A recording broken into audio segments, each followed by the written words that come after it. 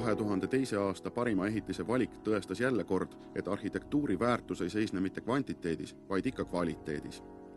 Kõigi suurte ja võimsate majade kõrval valis žürii taas parimaks väikese ja mõnele ehk ehitisena lausa tähtsusetuna näiva objekti.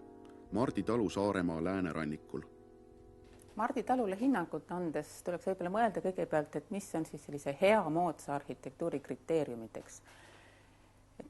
Hea moodne arhitektuur ei ole mitte ainult see, mis hetketrende ja moevõtteid kasutab ära, mis ei mõju lihtsalt moeröögatusena või klišeena, vaid mis sobib just antud kohta, antud konteksti, antud keskkonda. Ja eriti hea, kui veel see moodne arhitektuur haakub hästi kohaliku arhitektuuri traditsioonidega ja üllataval kombel on selles Saaremaa talus kõik need omadused olemas. See juhtub üldse harva ja vähestel arhitektidel, aga Jüri Okas on sellega fantastiliselt hästi hakkama saanud.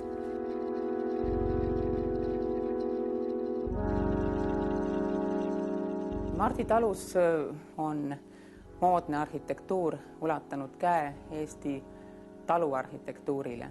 See talu järgib oma planeeringult täpselt seda vana taluaset, mis seal on aastakümnete või isegi sadadega välja kujunenud. Vanad majad olid omadega nii läbi, et neid enam renoveerida, restaureerida ei andnud.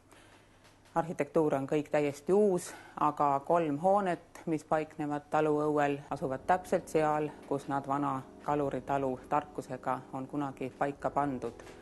Ja see lisab muidugi oma erilise aura kogu kompleksile.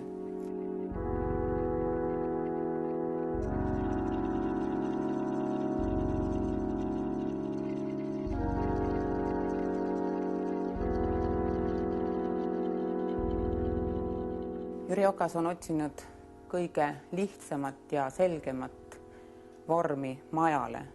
See maja arhetüüp, mis on justkui välja lõigatud savist, ilma ühegi üleliigse detailita, seal ei ole katuserastast, ei ole karniise, raamijaotusi, mitte ühtegi üleliigset detaili.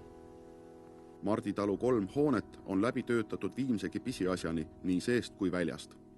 Materjalivalik on ühtaegu nii traditsioone kui kaasaega jälgiv. Suured klaaspinnad, mis seovad sise- ja välisruume, on suletavad arhailiste puitluukidega, mis jooksevad kaasaegsetel metallsiinidel. Pool punnlaoga kaetud ja tumedaks peitsitud sein jätkub sujuvalt katusel sama tooni ülekattega laudisega. Lahendus, mis näikse tulenevat Rannaküla arhitektuurist, teisalt aga meenutab kaasaegset hoone ühtlase nahaga katmise ideed. Huvitav on meie aasta parimat ehitist vaadata kaasaegse maailma arhitektuuri kontekstis.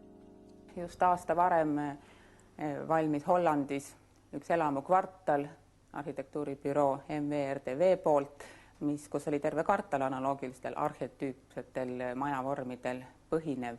See kvartal sai ka väga kõrge hinnangu Hollandi arhitektuuris. Et see on levinud nähtus, aga Jüri Okas talul on veel üks väärtus, just see Eesti talurahva arhitektuuri ärakasutamine niivõrd modernse maja projekteerimisel, mida nendel Lääne-Euroopa analoogidel ei ole.